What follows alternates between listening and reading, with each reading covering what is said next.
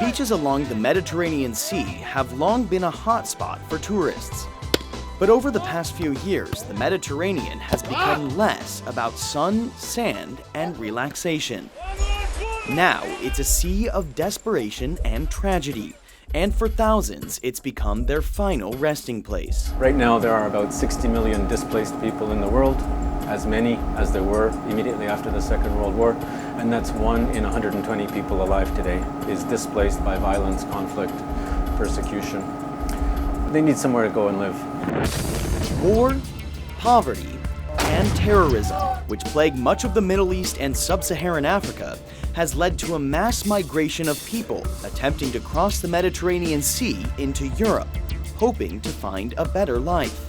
So far this year, more than 260,000 people have made the journey, most of them ending up in either Italy or Greece. And to embark on this journey, Patrick Godspower is one of those people.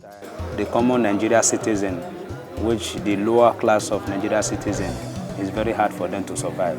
Patrick fled his home country of Nigeria back in January from the Islamic extremist group Boko Haram, the same terrorist group that kidnapped hundreds of schoolgirls last year.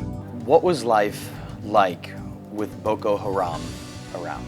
The problem is very tough, which the Nigerian government cannot even handle it, because a lot of things happen by kidnapping people, killing people, suicide bombing. So we don't know where the country is going to. And we, the youth, we are very scared. And so he left. He made his way through Niger and into Libya, searching for work and a new beginning. But what he found was a country as dangerous as the one he left behind. Everybody, every citizen in Libya, whether 8 years, 7 years, they have guns. You see people going out with like 3, 4 guns, you think they are going for war front. Every day, Patrick lived in fear of being robbed at gunpoint.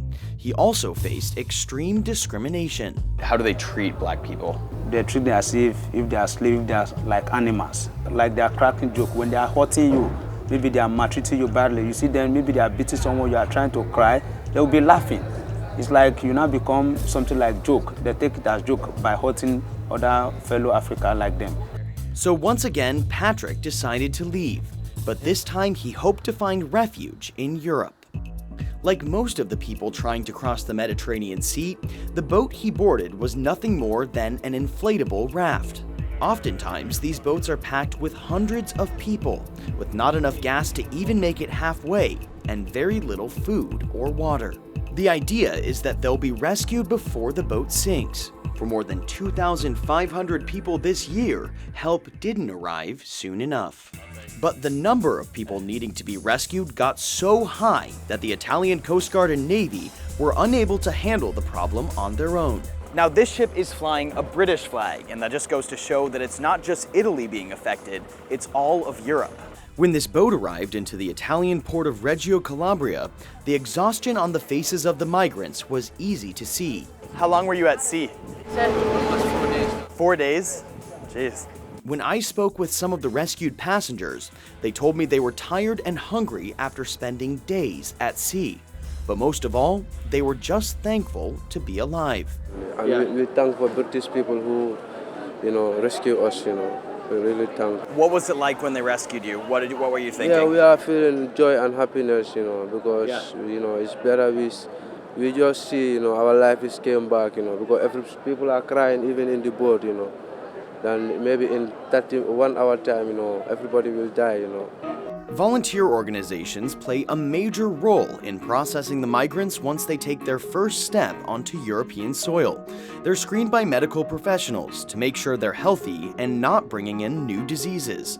Their names, ages, and birthplaces are recorded, and they're also provided new shoes to wear.